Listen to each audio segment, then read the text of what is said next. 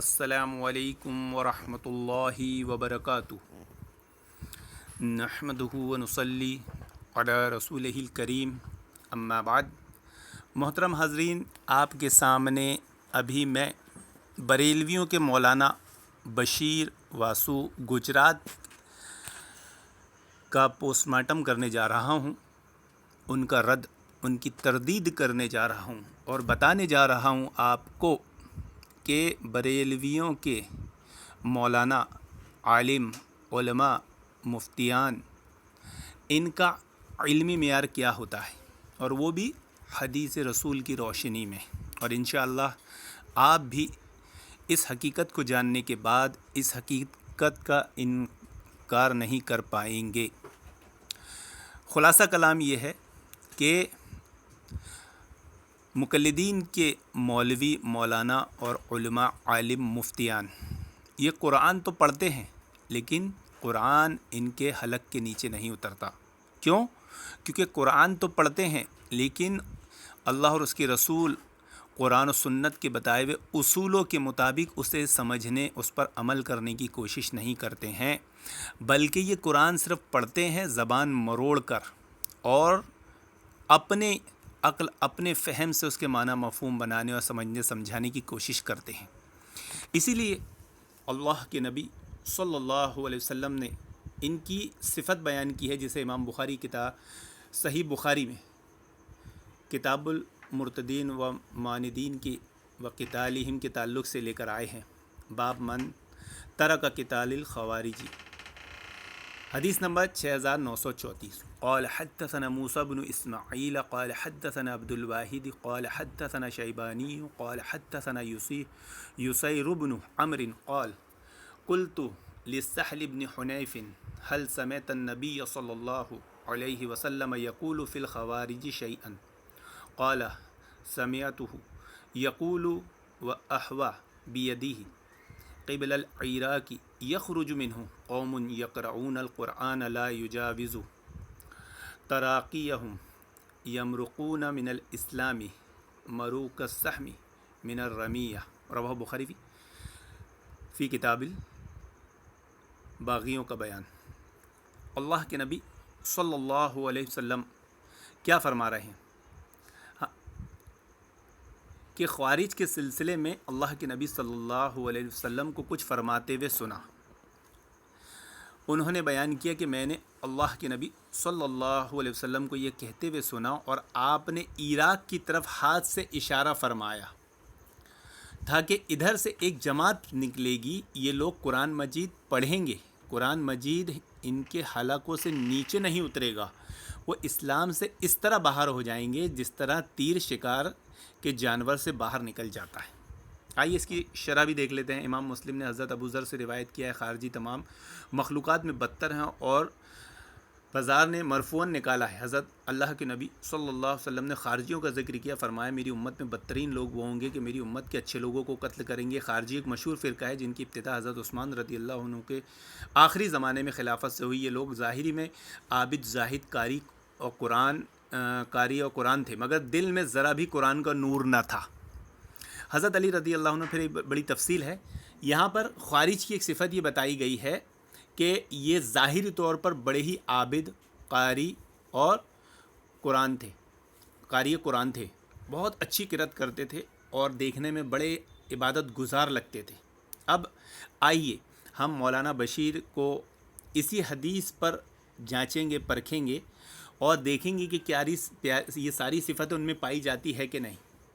یہ لوگ کیا کرتے ہیں کہ یہ عابد، ظاہری طور پر عابد دکھتے ہیں، بڑے اچھے قاری دکھتے ہیں، لیکن قرآن ان کے حلق کے نیچے نہیں اترتا کہ وہ ساری باتیں قرآن حدیث کے خلاف کرتے ہیں۔ تو آئیے سب سے پہلے ہم مولانا بشیر واسو کا طور طریقہ اطوار دیکھ لیتے ہیں، سماعت فرما لیتے ہیں، اور آپ کو ہم بتاتے ہیں کہ مولانا بشیر واسو گجرات کے بریلویوں کے مولانا کا علمی معیار یہ ہے کہ یہ ایک جملہ بولتے ہیں، اس میں عقیدے، منہج، اصول کی ایک نہیں دسیوں غلطیاں کرتے ہیں، اور ہم اس کو 2-3 پارٹ میں بنائیں گے، کیونکہ ایک ہی ویڈیو کے ایک ہی پارٹ میں اگر آپریشن کیا گیا تو یہ بہت بڑا آپریشن ہو جائے گا، بہت بڑی وہ ہو جائے گی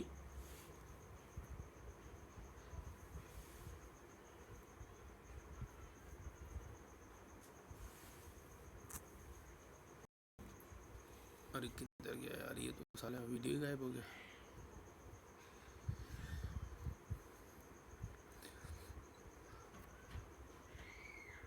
تو یہ ان کا جو پوسٹ مارٹم ہوگا یہ بہت بڑا ہوگا، اس لیے ہم اس کو چھوٹے چھوٹے پارٹ میں آپ کے سامنے کھول کھول کر بیان کریں گے. آئیے سنیے. العالمین والصلاة والسلام علی سید المرسلین وعلی آلہ واصحابہ اجمعین. محترم حضرات، سنا آپ نے جس طرح یہ تمہید باندھے ہیں، اور تمہید باندھنے میں حمد و ثنا پڑھے ہیں، تو کس طرح زبان مروڑ کر پڑھے ہیں کہ آپ کو حدیث یاد کے الفاظ یاد ہیں، نہیں یاد ہے تو پھر ہم آپ کو بتا دیتے ہیں کہ قرآن پڑھیں گے لیکن قرآن ان کے حلق کے نیچے نہیں اترے گا. اور ایک روایت میں ہے کہ قرآن پڑھیں گے زبان مروڑ مروڑ کر. دیکھنا آپ نے کیسے آئین کو برابر نکال رہے تھے تاکہ اپنی ان پڑھ لاعلم عوام پر علم، اہل علم اور بڑا پڑھنے والا زاہد قاری قرآن ثابت کر سکے. لیکن آگے کیا کریں گے آپ خود سمجھ فرمائیں. اہل حدیث کا فتنہ اور قرآن اور حدیث کی آڑ میں عوام کو گمراہ کرنے اور اہل ایمان کو مشرک ٹھہرانے کا اور مشرکین مکہ کو توحید پرست ماننے اور منوانے کا پروپیگنڈا آج کھل کر کے سامنے آ گیا. دیکھا محترم حاضرین، انہوں نے کہا کہ اہل حدیث کا فتنہ. اہل حدیث کو فتنہ کہنا گویا یہ اللہ کے نبی صلی اللہ علیہ وسلم کی تعلیمات پر صریح طور پر حملہ ہے، نقد ہے. کیونکہ اللہ کے نبی صلی اللہ علیہ وسلم نے جس طائفہ منصورہ کو قیامت تک حق پر رہنے والا بتایا ہے، یہ اسے فتنہ بتا رہے ہیں. تو گویا اللہ کے نبی صلی اللہ علیہ وسلم کی تعلیمات کا یہ انکار کر رہے ہیں، اس پر نقد کر رہے ہیں. اور جو نبی کی تعلیمات پر نقد کرے اس کے خارج ہونے میں، خارج صفت ہونے میں کوئی شک اور شبہ رہ جاتا ہے؟ نہیں، بالکل نہیں. اور انہوں نے کیا کہا ہے کہ مشرکین مکہ کو توحید پرست ثابت کرنا چاہتے ہیں. کون؟ یہ اہل حدیث ہے نا. اب انہوں نے قرآن پر بھی نقد کیا ہے، کیونکہ اہل حدیث اپنی طرف سے تو کوئی بات نہیں کہتے، جو بات کہتے ہیں قرآن و سنت والی کہتے ہیں. تو گویا اگر قرآن و سنت میں یہ بات مل جائے کہ مشرکین مکہ بھی توحید پرست تھے، تو مولانا بشیر کا یہ کلام قرآن پر بھی ہوگا کہ یہ قرآن کی آڑ، یعنی قرآن پر یہ کلام کر رہے ہیں، اہل حدیث پر کلام نہیں کر رہے ہیں. آئیے ہم آگے وضاحت کریں گے اس کی.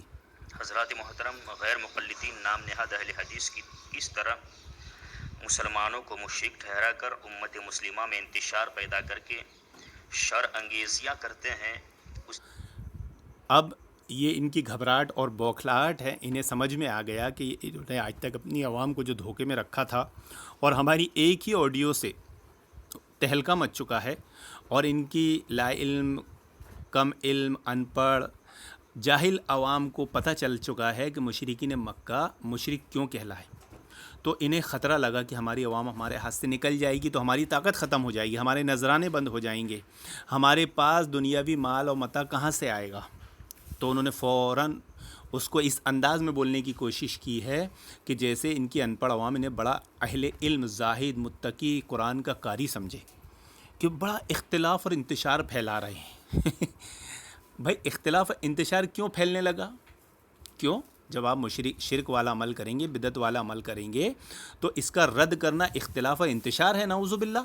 تو گویا آپ نے اللہ کے نبی صلی اللہ علیہ وسلم، صحابہ اکرام سب پر فتویٰ لگا دیا، کیونکہ یہ ہمارے اسلاف کفر، شرک، بدعت کے خلاف سختی سے عمل پیرا تھے اور اس کا سختی سے رد کرتے تھے. اگر لوگوں کی اصلاح کرنا یہ انتشار ہے تو گویا آپ نے یہ ہمارے پورے اسلاف پہ فتویٰ لگائے. تو یہ مولانا بشیر واسو کی قرآن کے بعد، سنت رسول کے بعد اسلاف پر شدید نقد تھی، گستاخی تھی. آئیے آگے سنیے. اس کی میں آپ کو ایک جھلک دکھانا چاہتا ہوں. چند روز پہلے میری ایم پی کے ایک ندیم خان نام کے اہل حدیث سے بات ہوئی. اس کا کہنا تھا کہ مشرکین مکہ بھی ایک اللہ کو مانتے تھے، اور اس نے اس کے ثبوت میں قرآن کریم کی چند آیات پیش کی اور کہا کہ اس سے ثابت ہوتا ہے کہ مشرکین مکہ بھی ایک اللہ کے قائل تھے. لیکن اس کے باوجود مشرک اس لیے ٹھہرے کہ انہوں نے غیر خدا کو اپنا حاجت روا اور مددگار بنا لیا، اور وہ اللہ تک پہنچنے کے لیے وسیلے کے قائل تھے. اس لیے اپنے ان عقائد کی وجہ سے وہ لوگ مشرک ٹھہرے. یہ اس اہل حدیث کا کہنا تھا. لیکن ناظرین ذرا آپ ان کے مکر اور دھوکے کو دیکھیے. سنا آپ نے جو بات ہم نے کہی ہے یہ اس کا رد کرنے بیٹھے ہیں. ہاں لیکن آپ کو سن کر تعجب ہوگا کہ جو بات ہم نے کہی ہے یہی بات یہ مولانا خود کہہ رہے ہیں آگے، لیکن غلط ہمیں کہہ رہے ہیں اور صحیح خود اپنے آپ کو کہہ رہے ہیں. وہی بات ہوئی کہ بک رہا ہوں جنوں میں کیا کیا خدا کرے کچھ نہ سمجھے کوئی. آگے وہی بات یہ خود کہیں گے مشرکین مکہ کے تعلق سے، لیکن ان کی ان پڑھ عوام کو دھوکہ دینے کی کوشش کریں گے کہ جیسے ہم کہہ رہے ہیں یہ نہیں مانتے ہیں. کہ اس نے جو یہ کہا کہ مشرکین مکہ بھی ایک اللہ کے قائل تھے، اور پھر اس کے ثبوت میں قرآن کی جو آیتیں دکھائی، ان آیات میں کسی بھی جگہ پر یہ نہیں لکھا کہ مشرکین مکہ ایک اللہ ہی کو اپنا معبود مانتے تھے، بلکہ صاف طور پر قرآن میں بیان ہوا کہ مشرکین مکہ اللہ تعالیٰ کی ذات اور صفات کو تو مانتے تھے، یعنی اللہ کو قدرت والا اور خالق و مالک تو مانتے تھے، لیکن اس کے باوجود غیر خدا کو بھی اپنا معبود سمجھ کر ان کے سامنے سجدہ کرتے تھے، انہیں معبود سمجھ کر ان سے مدد مانگتے تھے، اور اس طرح وہ اللہ کی صفات میں دوسروں کو بھی شریک ٹھہراتے، اور اس وجہ سے مشرک ہوئے. اور اس بات کو اللہ رب العزت نے قرآن مجید میں بھی بیان فرمایا. دیکھا محترم حاضرین، ہم نے ان کو بتایا تھا اور ان کو یہ بات سمجھ میں آ گئی. یعنی الحمدللہ کہ میں نے ان کو یہ سکھایا تھا کہ مشرکین مکہ توحید ربوبیت کے قائل تھے، وہ توحید الوہیت میں شرک کرتے تھے. وسیلہ جو دعا کا وسیلہ ہوتا ہے وہ توحید الوہیت ہوتا ہے. معبود کسے بولتے ہیں؟ یہ مولانا خود اس بات کا اقرار کر رہے ہیں کہ وہ معبود سمجھتے تھے دوسروں کو. تو ہم نے بھی ان کو یہی بتایا کہ وہ دوسروں کو معبود سمجھتے تھے، عبادت کرتے تھے اور عبادت میں شرک کرتے تھے. تو ہم نے کیا غلط کہا؟ ہم نے تو صحیح بات کہی، بلکہ ہم نے تو ان کو سکھا دیا، اور ہم نے ایسا سکھایا کہ انہوں نے خود ابھی اقرار کیا ہے کہ مشرکین مکہ ایک اللہ کو مانتے تھے، خالق مالک مدبر بھی اللہ کو مانتے تھے. اور ان کی اس بات کا رد کیا تھا کہ جو انہوں نے پہلے بات ہمارے سے گفتگو میں کہی تھی کہ وہ اللہ کو مانتے ہی نہیں تھے. تو پہلے انہوں نے ایک غلط موقف بنایا تھا مشرکین مکہ کے تعلق سے، قرآن کا انکار کیا تھا. جب ہم نے ان کو قرآن کی آیت سے بتایا کل من یرزقکم سے کہ تمہیں زمین میں روزی کون دیتا ہے، اللہ، تو فوراً کہہ دیتے فسیقولون اللہ. تو اب انہوں نے رجوع کیا، توبہ کی، اور اب ماننے لگا ہے کہ مشرکین مکہ اللہ رب العالمین کو خالق مانتے تھے، مدبر مانتے تھے. لیکن پھر یہاں پر دوسری چالاکی کرنے کی کوشش کی ہے اور اپنی ان پڑھ عوام کو، ہم کو نہیں، ان پڑھ عوام کو اور خود کو دھوکہ دینے کی کوشش کی ہے کہ مشرکین مکہ معبود مانتے تھے. تو ہم نے کب انکار کیا؟ پہلی چیز ہم نے کب انکار کیا؟ ہم نے بھی تو یہی کہا کہ توحید ربوبیت کو تو مانتے تھے، اس میں بالکل شرک نہیں کرتے تھے، بلکہ وہ توحید الوہیت میں شرک کرتے تھے، عبادت میں شرک کرتے تھے، دعا کا وسیلہ لیتے تھے. اب دعا کے وسیلے میں وہ جس کو بھی عبادت پکاریں گے تو وہ معبود ہو جائے گا. تو وہی بات جو ہم نے ان کو سکھائی تھی وہی بات گھما کر انہوں نے اپنی عوام کے سامنے پیش کی ہے. تو بھلا بتائیں اس میں ان کا کون سا کمال ہے جو یہ زبان مروڑ کے قرآن پڑھ رہے ہیں کہ اما بعد عین نکال کر دھوکہ دینے کی کوشش کر رہے ہیں. تو پتہ چلا کہ قرآن پڑھتے ہیں، قرآن ان کے حلق کے نیچے نہیں اترتا. آئیے اور تھوڑی سی بات سنتے ہیں اور ہم اس پارٹ کو ختم کرتے ہیں، پھر آگے ہم ان کی اس پول پٹی کی اور وضاحت کریں گے. سورہ صافات آیت نمبر 35-36. اللہ رب العزت فرماتا ہے اعوذ باللہ من الشیطان الرجیم بسم اللہ الرحمن الرحیم انہم کانوا اذا قیل لهم لا الہ الا اللہ یستکبرون ویقولون ائنا لتارکو آلہتنا لشاعر مجنون. یعنی یہ وہ لوگ ہیں جب انہیں کہا جاتا ہے کہ اللہ کے سوا کوئی معبود نہیں تو یہ سرکشی کرتے ہیں اور کہتے ہیں کیا ہم اپنے معبودوں کو ایک دیوانے، ایک شاعر کی بات پر چھوڑ دیں. یہ مشرکین مکہ کا یہ عقیدہ تھا، یہ کہنا تھا جو اللہ نے اپنے قرآن مجید میں بیان فرمایا. محترم حضرات، اب آپ ہی فیصلہ کیجئے کہ یہ نام نہاد اہل حدیث کس طرح اللہ کے فرمان کو چھوڑ کر مشرکین مکہ کے عقیدہ توحید کو ثابت کرنے میں لگے ہیں. اور ایک دیکھا آپ نے محترم حاضرین، ابھی انہوں نے خود اقرار کیا تھا تھوڑی دیر پہلے کہ مشرکین مکہ ایک خالق، ایک مالک کو مانتے تھے، خالق اللہ رب العالمین ہی کو سمجھتے تھے، مدبر اللہ رب العالمین ہی کو سمجھتے تھے، تو خود انہوں نے اقرار کیا کہ وہ توحید کو مانتے تھے، اور اب خود ہی انکار کر رہے ہیں کہ نہیں دیکھو یہ اہل حدیث ایسا بولتے ہیں۔ بھائی ہم نہیں بولتے، یہ بات تو آپ نے بھی کہی ہے، اور پھر آپ نے ہی اس کا رد کر دیا ہے، گویا آپ نے اپنے آپ پر فتویٰ لگایا، ہم پر نہیں۔ اب انہوں نے شاید ان کو توحید کسے کہتے ہیں، توحید کی کتنی قسمیں ہیں نہیں معلوم، تو انہوں نے کیا سمجھا ہے کہ توحید الوہیت ہی توحید ہے، توحید ربوبیت توحید نہیں ہے۔ تبھی تو بول رہے ہیں کہ یہ بول رہے ہیں کہ مشرکین مکہ توحید کو مانتے تھے، تو توحید ربوبیت توحید نہیں ہوتی کیا؟ جب توحید ربوبیت توحید ہوتی ہے اور مشرکین مکہ ایک خالق، ایک مالک، ایک رزاق مانتے تھے، تو وہ تو توحید کو ماننے والے ہوئے، نہ ماننے والے کہاں ہوئے؟ اب چونکہ آپ تو قرآن کے بھی منکر ہیں، حدیث رسول کے بھی منکر ہیں، اسلاف کے بھی منکر ہیں، لیکن ہم تو قرآن و حدیث کے پابند ہیں نا، اس لیے ہم عوام الناس کو قرآن حدیث سے مشرکین مکہ کے عقائد بتا دیتے ہیں اور فیصلہ ان پر چھوڑتے ہیں کہ اے بریلوی مولانا قرآن پر کتنا صاف جھوٹ بول رہے ہیں، اور مشرکین مکہ کے شرک والے وسیلے کو بچانے کے لیے کس طرح کی تعویلات تحریفات کر رہے ہیں، اور اللہ کے نبی صلی اللہ علیہ وسلم کے اس حکم کو صحیح ثابت کر رہے ہیں کہ قرآن پڑھیں گے زبان مروڑ مروڑ کر، قرآن ان کے حلق کے نیچے نہیں اترے گا۔ تو آئیے ابھی ہم آپ کو قرآن کریم سے مشرکین مکہ کے عقائد بتاتے ہیں کہ مشرکین مکہ اور کفار قریش کے عقائد و اعمال حسنہ۔ ابھی دیکھیے قرآن کی بے شمار آیات ہیں جن میں مشرکین مکہ، کفار مکہ کے عقائد بیان کیے گئے ہیں۔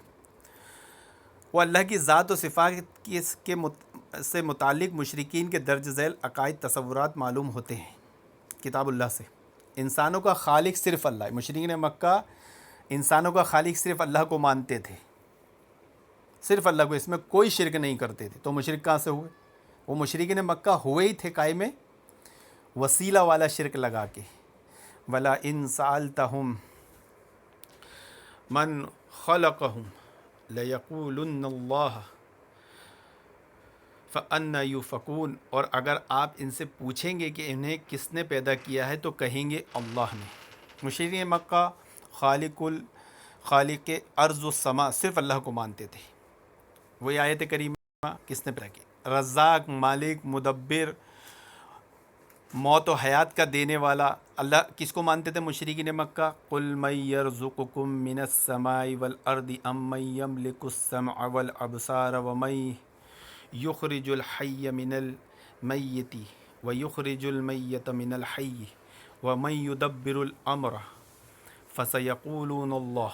آپ پوچھیں کہ تمہیں زمین آسمان روزی کون پہنچاتا ہے، کانوں اور آنکھوں کا مالک کون ہے، زندہ کون کرتا ہے، مردہ کون کرتا ہے، زندہ سے مردہ، مردہ زندہ کون نکالتا ہے، کون تمام کاموں کی تدبیر کرتا ہے؟ جواب میں کہیں گے اللہ۔ بے شمار آیت کریمہ ہے۔ عرش عظیم کا مالک صرف اللہ، ہر چیز کا بادشاہ صرف اللہ، قادر مطلق صرف اللہ، تصرف کرنے والی ذات صرف اللہ، زبردست علم والا، عزیز، زبردست جاننے والا کون؟ صرف اللہ۔ مصیبتوں میں فقط اللہ ہی کام آ سکتا ہے۔ مشرکین مکہ کا یہ جو عقیدہ تھا محترم حاضرین، کہ مصیبت کے وقت صرف وہ اللہ کو پکارتے تھے، اللہ کی عبادت کرتے تھے۔ دعا کرنا کیا ہوتا ہے؟ عبادت۔ تو مشرکین صرف اللہ کو معبود مانتے تھے۔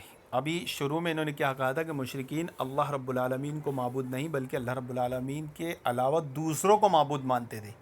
لیکن یہ نقطے کو نہ یاد رکھیے کہ مشرکین خالص اللہ رب العالمین کی عبادت کرتے ہوئے تکلیف میں اسے رب مانتے تھے، لیکن آج کا مشرک، آج کے یہ بریلوی تکلیف میں اللہ رب العالمین کو چھوڑ کر غیر اللہ کو پکارتے ہیں۔ یہ خواجہ ہیں، یہ غریب نواز ہیں، یہ داتا ہے، یہ گنج بخش ہے، یہ وہ ہیں، یہ چھٹی، یہ 11ویں، یعنی یہ مشرکین مکہ سے بھی بدتر ہیں۔ وہ وسیلہ کب لگاتے تھے؟ جب اللہ تعالیٰ ان کو تکلیف سے نجات دے دیا کرتا تھا، وہ تکلیف سے نکلنے کے بعد، تنگی سے نکلنے کے بعد خوشحال والی زندگی میں آ جاتے تھے، وہ تب وسیلے والا شرک کرتے تھے۔ لیکن آج کا بریلوی تکلیف میں وسیلہ لگاتا ہے۔ تو پتہ چلا کہ آج کے یہ بریلوی مشرکین مکہ سے بدتر ہیں۔ آئیے ہم اس پہ آگے اور گفتگو کریں گے، ویڈیو بڑے نہ ہو، بات پھیلے نہیں، بات آپ کو آسانی سے سمجھ میں آ جائے، اس لیے اس بات کو ہم یہیں اختتام پذیر کرتے ہیں، ختم کرتے ہیں، اور امید کرتے ہیں کہ آپ کو بات سمجھ میں آئی ہوگی انشاءاللہ، اور آگے اس طرح کے پارٹس اور بنتے جائیں گے، اور مولانا بشیر باسو کا قرآن و حدیث کا فہم اور قرآن حدیث پر جھوٹ اور اللہ پر، رسول پر اور اسلاف پر تنقید اور نقد بتاتے جائیں گے، صرف اس لیے کہ انہوں نے اپنے دنیاوی مفاد کے لیے اپنے دین ایمان سے سودا کر لیا ہے، اور خود بھی گمراہ ہو رہے ہیں، دوسروں کو بھی گمراہ کر رہے ہیں، خود بھی دھوکہ کھا رہے ہیں، دوسروں کو بھی دھوکہ کھا رہے ہیں، صرف دنیاوی مفاد کے لیے، اور وہی ساری صفتیں ان میں پائی جا رہی ہے، دیکھی جا رہی ہے جو اللہ کے نبی صلی اللہ علیہ وسلم نے خارج کی بتائی تھی۔ اللہ رب العالمین سے دعا کہ اللہ رب العالمین ہمیں کتاب و سنت پر عمل کرنے والا اور کتاب و سنت کے مطابق زندگی گزارنا والا بنائے، اور یہ باطل گمراہ فرقوں کے عقائد، منہج، اصول سے ہمیں محفوظ رکھے اور علم حاصل کرنے والا بنائے، ہمارے علم کو ہمارے لیے وبال نہ بنا، اپنے پاس سے نیک عمل کی توفیق عطا فرمائے، آمین یا رب العالمین۔